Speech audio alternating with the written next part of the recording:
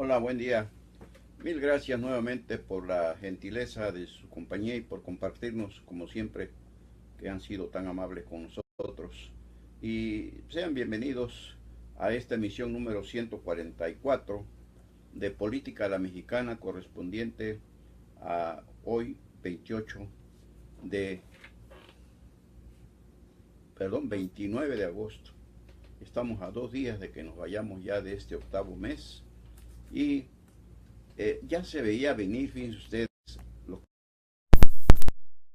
esta situación de cómo tanta alararca que hacía Andrés Manuel López Obrador que Morena era la mejor opción, que iba a ser la diferencia de la partidocracia, porque la democracia sería ahí la pauta que regiría todos y cada uno de los actos del partido, empezando por él, su propietario, y por todos los militantes. Esto fue el proyecto inicial cuando empezó a darle forma a este proyecto partidista, que por cierto escogió el nombre de Morena pensando en la Virgencita del Tepeyac, la Virgen Morena, la Virgen de Guadalupe, pese a que en su momento dijimos su relación ya con la Iglesia Católica no era como fue en los tiempos que gobernó la Ciudad de México, que andaba del brazo y por la calle con la alta curia, empezando entre ellos por el arzobispo Norberto Rivera Carrera, y todo fue que la Iglesia le recomendara aceptar en nombre de Dios una de las dos derrotas que ha sufrido en su carrera hacia la presidencia de la República, para que se declarara anticatólico, enemigo de la alta curia de esa iglesia, de ese credo. En ese entonces andaba del brazo y por la calle con Norberto Rivera y con el empresario Carlos Slim, al que después le llamaba como a los demás delincuentes de cuello blanco. Y todo fue que ya Morena como partido empezara a actuar como todos los demás, en la que pues habría que designar a sus propuestas para ocupar cargos de elección popular. Todo fue eso, que se viera en la práctica lo que en verdad estaba por verse respecto a las propuestas y ofrecimientos de Andrés Manuel López Obrador, para que empezara a hacer agua ese barco. En Veracruz lo vivimos, cómo se dieron las nominaciones, la selección de candidatos, que la convocatoria decía que iba a ser por asambleas. Las asambleas se cancelaron y fue el dedazo.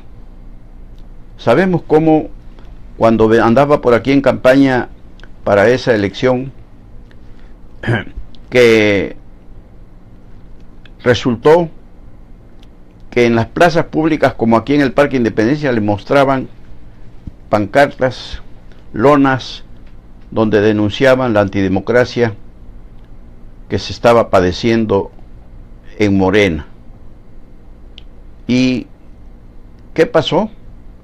Pues le bajaron las preferencias electorales, porque mucha gente les dio la espalda, así como ellos primeramente, él primeramente se las dio a ellos, que creyeron en esa honestidad valiente y que los principios de Morena, de no mentir, no robar y no traicionar al pueblo, pues fueron solamente jarabe de pico, fue pura demagogia, puro populismo. Y se hicieron muchas gentes al lado, entre ellos recordamos al ingeniero Leonel Alejandro Ordaz Hernández, y a otros más que fueron incluso a las instancias electorales de Morena y a otras ya del Instituto Nacional Electoral, porque para protestar por esas tomadas de pelo que estaban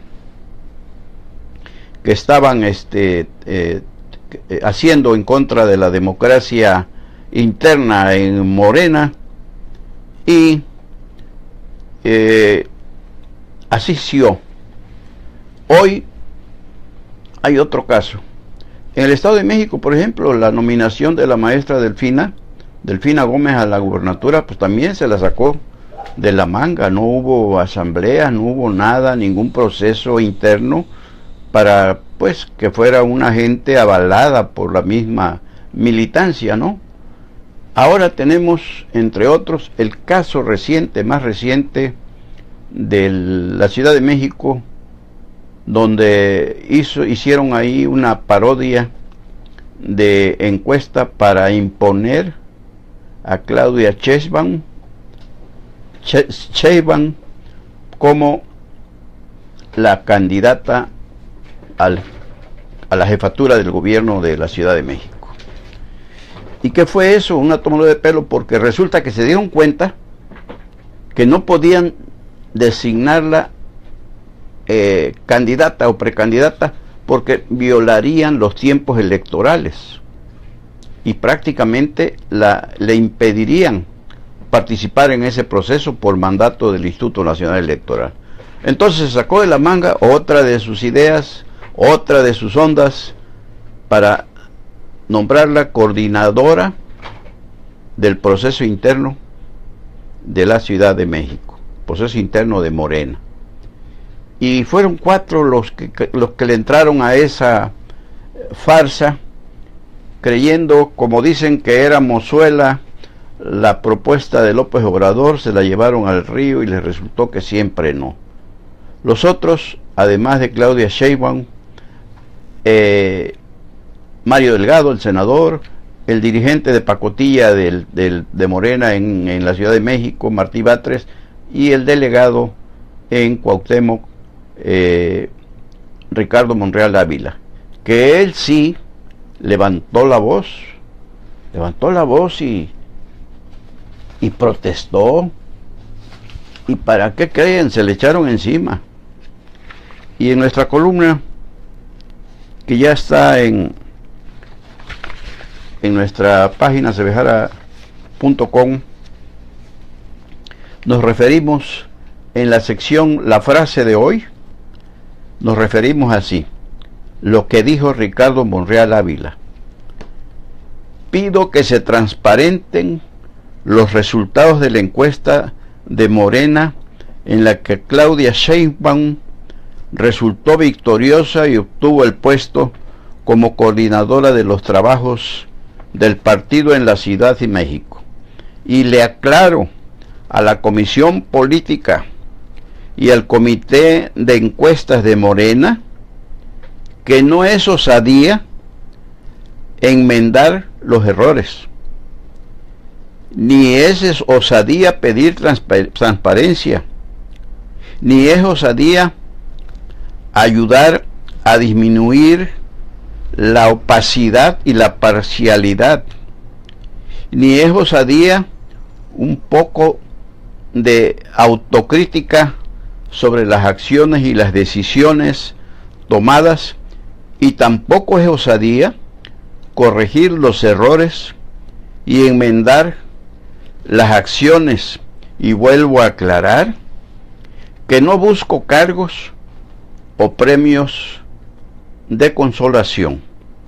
Ricardo Monreal Ávila, delegado de Morena en la colonia, en la delegación Cuauhtémoc, perdón por la redundancia, y frustrado aspirante a jugar por ese futuro. Nosotros siempre hacemos un comentario a esta frase de hoy, y le pusimos en el comentario: la liebre,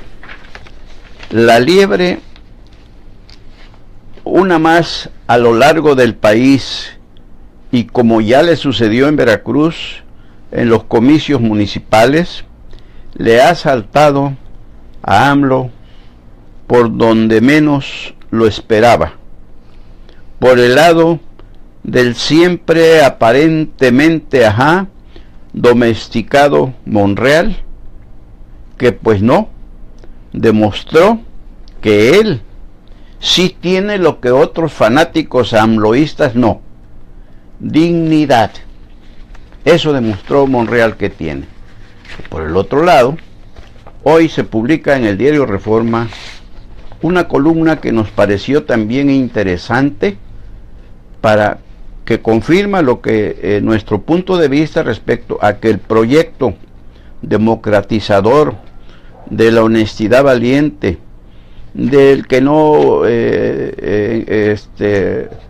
engaña, no roba y no traiciona al pueblo, Andrés Manuel López Obrador, es una columna de Jesús Silva Herzog Márquez, cuyo padre, del mismo nombre, fue aspirante a la presidencia de la República por el PRI, y cuyo abuelo también fue un hombre de letras, una familia de gente con mucha cultura, con mucha preparación y destacados en el ámbito, en todos los ámbitos del quehacer cultural, social y político de nuestro país. La columna dice: farsa, simulación y trampa. Así la titula Jesús Silva Herzog Márquez, y que publica el diario Reforma, y que la tomamos y ya está en nuestra página cebejara.com. Es del día de ayer la columna, y dice: el caudillismo se consagra cuando se vuelve incuestionable. Nadie le ha preguntado al dirigente nacional de Morena cómo se elegirá al candidato presidencial de ese partido. A nadie se le ha ocurrido. No hay encuentro con el presidente del PRI, del PAN, del PRD, que no lleve a la pregunta de la candidatura presidencial.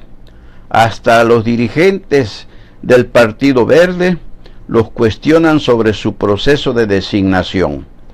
Al dirigente de Morena nadie le pregunta sobre ese asunto. ¿Qué método seguirá Morena para designar a su candidato? ¿Quiénes aspiran a la candidatura presidencial de Morena? ¿Habrá debates internos? Obviamente no hace falta hacer las preguntas. El partido tiene dueño y sirve a una ambición. Sigue diciendo Jesús Silva Herzog Márquez: sabemos que al propietario no le agradan las entrevistas, a menos de que sean en realidad al menos que sean en realidad halagos. Si alguien le pregunta cómo enfrentará a la mafia del poder, pronunciará con convicción una de las 5 frases que repite muy constantemente. Tal vez se le ocurra decir que hay aves y que hay pantanos, y que el lodo jamás lo mancha. Pero si algún periodista osa cuestionar sus alianzas o sus silencios, contestará indignado por la insinuación. El caudillo cuestionará a los mafiosos, no al dechado de la virtud. Sermoneará. Para López Obrador no hay mexicano honesto que no sea su admirador. Que quien duda de la forma de, es decir, quien duda de él forma parte de la mafia. Lo notable, digo, es que aún en los intercambios tensos que ha tenido con la prensa y la pregunta sobre la candidatura presidencial, es absurda, inimaginable. A nadie que yo sepa, dice Silva Herzog Márquez, se le ha ocurrido preguntarle al dirigente nacional de Morena quién será el candidato a la presidencia de ese partido. Nadie lo duda, por supuesto. Todos los partidos, menos Morena, tienen baraja, una baraja. En Morena hay dueño y séquito, es decir, lambiscones. En todos los partidos hay competencia, aunque en pocos es abierta y aún menos democrática. Pero podemos entretenernos con los tapados priistas, con los pleitos dentro del PAN, con la ocurrencia del Frente o con los ambiciosos sin partidos. No es trivial la pluralidad de proyectos, estilos, ambiciones, constituye su patrimonio democrático. En los partidos ha de haber luego espacio para la competencia y el desacuerdo. Ha de haber también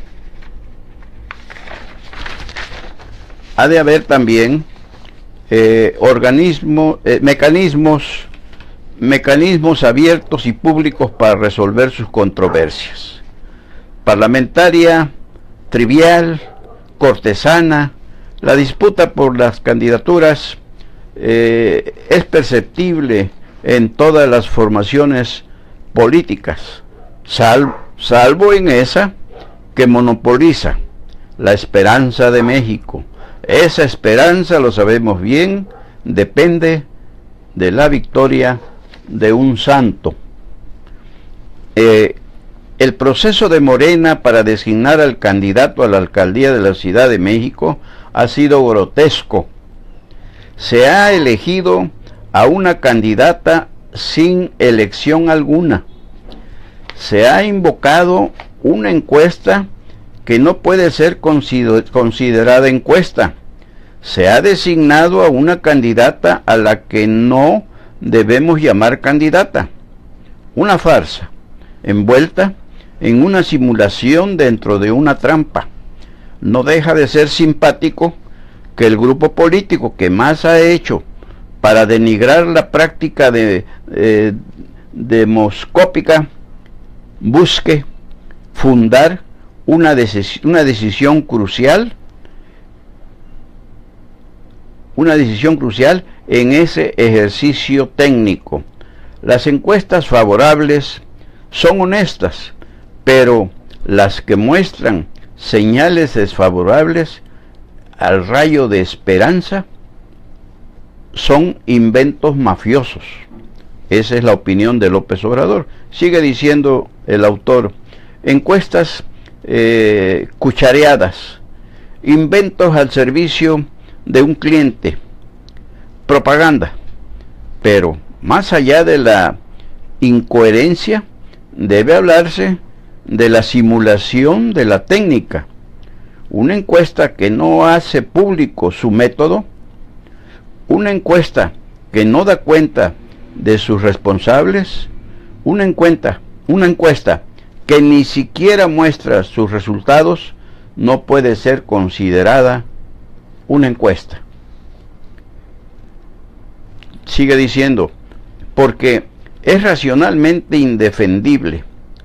La secretaria general de ese partido alude a la fe de sus militantes para insinuar el secreto, para insinuar y justificar el secreto.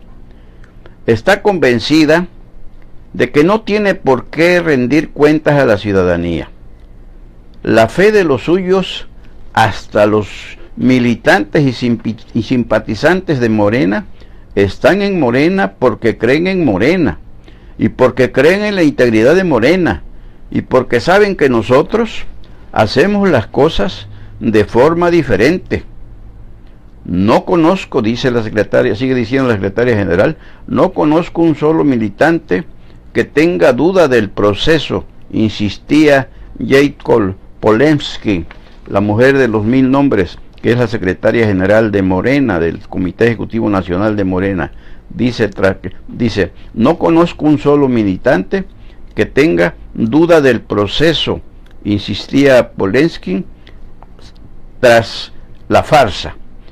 Sí, y ahora dice el autor, el argumento y el proceso mismo revelan convicciones y prácticas no solamente antidemocráticas, sino contrarias a la legalidad, aunque le pese al predestinado y a sus adictos. Los partidos son instituciones de interés público. La fe de los devotos no es argumento público. Excelente, formidable columna, el análisis que hace Jesús Silva Herzog Márquez sobre el particular. Y todavía, señoras y señores, lo que falta, porque de aquí al 2018 pueden suceder tantas cosas como que por esas acciones antidemocráticas y llevadas, ordenadas desde el terreno mesiánico de Andrés Manuel López Obrador, podrían dar al traste con sus ambiciones político-partidistas gubernamentales una vez más. Es nuestro punto de vista fundado en lo que dicen analistas que conocen muy bien la historia política de nuestro país, y también a los farsantes que organizan farsas como esa encuesta de la Ciudad de México, como esas encuestas que se han hecho aquí también desde que López Obrador estaba en el PRD. Que Dios nos agarre confesados. Si para el 2018 se da ese fenómeno que sería producto de la demagogia y del populismo. Pero el electorado, como siempre, es el que tiene la última palabra a través de su llave de la democracia, la credencial para votar con fotografía, y ojalá aprendamos a hacer un uso responsable y razonado de ella, tan responsable y tan razonado como fue la propuesta que les platicamos ayer del diputado independiente local del estado de Jalisco, Pedro Kumamoto, que ya propuso la iniciativa a ese Congreso jalisciense y aprobaron que sin voto no hay dinero. ¿Para qué? Para recortarles, meterle tijera a las prerrogativas millonarias que reciben los partidos políticos, al menos por este momento, en el estado de Jalisco. Los partidos con registro nacional y local que reciben prerrogativas del Instituto Estatal Electoral de Jalisco, para que cumplan no solamente con los padrones inflados, sino llevando votantes a las urnas. Y decíamos, de no cumplir con este nuevo mandato ya avalado por la Suprema Corte de Justicia de la Nación, que rechazó los amparos interpuestos por Morena, por el PBN y el PANAL, tendrán que demostrar en las urnas que son partidos confiables y que merecen llamarse partidos y recibir todas esas prerrogativas. Y la pregunta es, como la que hicimos ayer, ¿qué valiente de los 50 diputados que conforman la 64 legislatura de Veracruz va a presentar una propuesta similar? Aquí no tenemos diputados independientes. ¿Y qué diputados de las cámaras bajas y altas, de las diputados y senadores de las cámaras bajas y altas del Congreso de la Unión van a atreverse a proponer lo mismo que este héroe nacional de la democracia y contra la parásita partidocracia, Pedro Kumamoto? Vamos a esperar, apostemos a ver si surge por ahí alguien que lo haga, y sobre todo que el mérito, decíamos, es tanto de Pedro Kumamoto como de los demás integrantes del partido, de los partidos políticos en el Congreso de Jalisco, que -3, el PANAL, PBN y Morena, habrían votado en contra, pero los demás sí aprobaron esa iniciativa que ya está en práctica. Ya se va a aplicar en el estado de Jalisco, en las elecciones locales que pudiesen tener en los próximos tiempos, si no, seguramente en el 2018. Y ¿sabían ustedes que el 70% se tiene la sospecha, la ligera sospecha, que el 70% de los propietarios y concesionarios de transporte público en Veracruz podrían ampararse contra el reordenamiento vehicular que tiene en marcha el gobierno del estado y que incluye también el famoso REC, el Registro Estatal de Conductores, para tener una visión y un padrón confiable, no como los partidos que los inflan, un padrón confiable sobre quiénes son esos concesionarios, esos propietarios, y quiénes son también los conductores de cada unidad, sobre todo en su modalidad de taxi y urbano y en general. Pues así es lo que se está manejando por allá por Jalapa. Nos comenta el compañero Jorge Velasco que hay esa sospecha. ¿Y por qué? Ya decíamos, por los flotilleros, que es los que quieren así seguir entreteniendo la cuestión, pero a ver qué decisiones toma el gobierno de Miguel Ángel Yunes Linares para contrarrestar esto, que pues se considera simple y sencillamente injusto, porque si tienen unas concesiones que explotan, concesiones que les dio el gobierno y que explotan, no tienen por qué ahora ellos querer normar el criterio que está aplicando el gobierno estatal para brindar mayor seguridad tanto a ellos concesionarios, tanto a sus conductores, como al siempre indefenso usuario. Y mañana es el día de la Universidad Veracruzana. Mañana se va a definir, la Junta de Gobierno va a dar su veredicto respecto a quién será el nuevo rector de nuestra máxima casa de estudios veracruzano. Bien, la reelección de la terrible Sarita Ladrón de Guevara, o posiblemente Rocío Córdoba, que también la busca, o tal vez el maestro hidrómilo por ciento nativo de Aguadulce, Jorge Manso.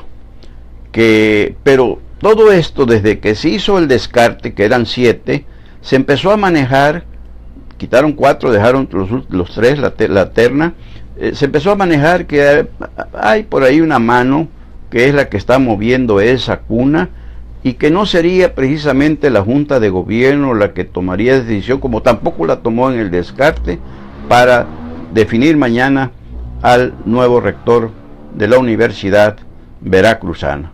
A ver qué pasa, porque Rocío Córdoba ha sido la más aplicada en criticar la forma en que se ha venido manejando este proceso, y es ella la que habla de mano negra en estos movimientos, porque ya se convenció. Al principio decía, no, veo todo bien, pero ya ahorita en este momento, es más, dijo que 4 años más no los va a aguantar la Universidad Veracruzana con Sara Ladrón de Guevara ahí. O sea, ya se pelearon las mujeres, ya ve que las mujeres se tiran a matar, y así está. Jorge Manso niega que detrás de él esté Raúl Arias Lobillo, el ex rector, y detrás de Raúl Arias Lobillo, por supuesto, que también el otro rector, Víctor,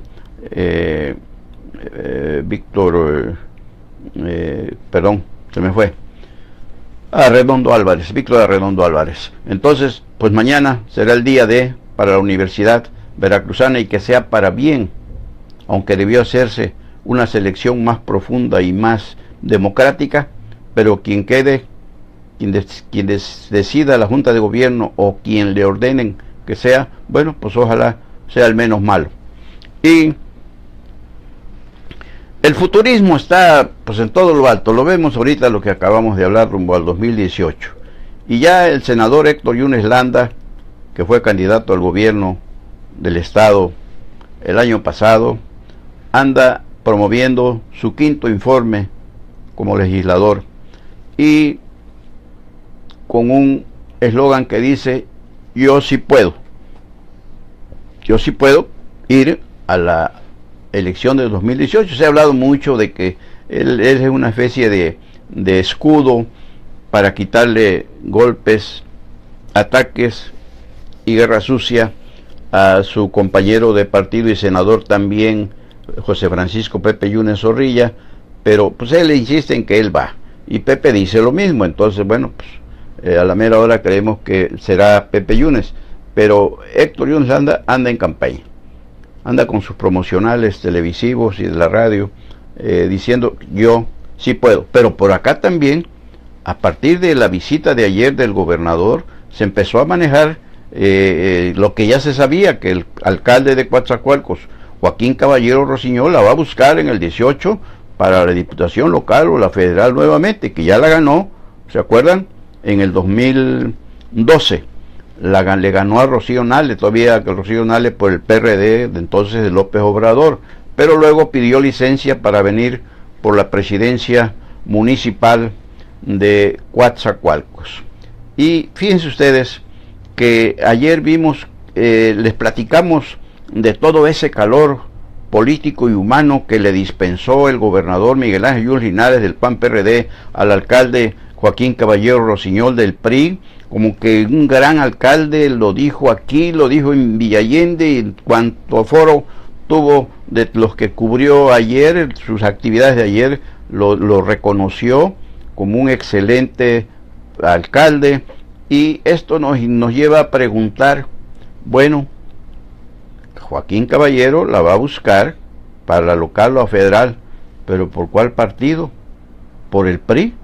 ¿O será que si el gobernador, que lo tiene en tan alto concepto, lo invita a que lo haga por el PAN y la alianza o la alianza PAN-PRD, aceptará? Esa es la pregunta que se queda en el aire, porque les decíamos, el gobernador ya lo tiene en la mira como un excelente gobernante y por supuesto mejor político, pero pues vamos a esperar, porque de lo contrario pues se van a confrontar en el 18. Joaquín para la local o federal por el PRI, pues se va a confrontar contra los candidatos que el PAN-PRD, que va a palomear Miguel Ángel Yunes Linares, el gobernador, pues van a participar en esa contienda. Y por el otro lado, bueno,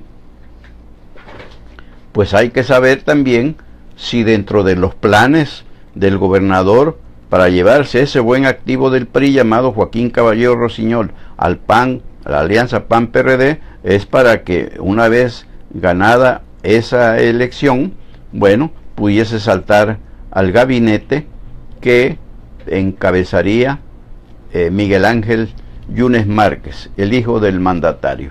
Ahí queda en el aire esa pregunta. Y finalmente, oigan ustedes lo que está pasando allá en Estados Unidos con el huracán Harvey. En Houston particularmente hemos visto cómo les pegó, pero si lo esperan ya se fue, regresó, podría causar, bueno, con lluvias torrenciales, con vientos huracanados de más de 150 kilómetros que causaron muchos daños materiales. Se contabilizan ya desgraciadamente la pérdida de 6 vidas humanas, pero llama la atención, lo decíamos en nuestra columna de ayer, que contra la política racista del presidente estadounidense Donald Trump está la sensibilidad, el humanitarismo de la gente que mora, que radica, que vive en esa región estadounidense azotada por el Harvey, entre ellos muchos latinos, muchos mexicanos, y decíamos que sin color de piel, sin color de papeles ilegales o no, los inmigrantes están ahí hombro con hombro trabajando con los residentes estadounidenses, los nativos estadounidenses, para auxiliar a quienes en estos momentos requieren de esa ayuda humanitaria que no debe negársele a nadie. ¿Y qué dirá Donald Trump, que está buscando cómo correr a todos los inmigrantes que por cualquier pretexto, ya no es porque no tengan documentación en regla o porque tengan antecedentes o no penales, él agarra parejo? ¿Y qué pasa? Hoy estuvo por ahí. ¿Qué pensará hoy que ve cómo mucha gente va, no la llaman? Sobre todo los latinos, con esa sensibilidad que tenemos para darle la mano al prójimo que vemos caído y levantarlo. ¿Qué pensará sobre todo cuando se siente invencible y tan poderoso que ante lo que está sucediendo solamente Dios, ahí no hay ningún Trump, por bocón o por pendenciero que sea? Hoy se le vio ahí, pues sí, dando ánimos a la gente. No podría declararle la guerra a nadie, porque contra Dios nada ni nadie. Son lecciones de las que tenemos que aprender todos, porque luego nos olvidamos de que somos tan insignificantes que, miren, ante los fenómenos, meteoros de la naturaleza, nada puede hacerse más que encomendarnos a Dios. Por hoy es todo. Muchas gracias, como siempre, una vez más, toda la vida, por su compañía, por compartirnos. Llegamos aquí al final de la emisión número 144 de Política a la Mexicana, de hoy, martes 29 de agosto, y Dios mediante, por aquí estaremos mañana, pero si hay algo antes, regresamos. Soy Sebejara, su servidor, Carlos Velasco Jara.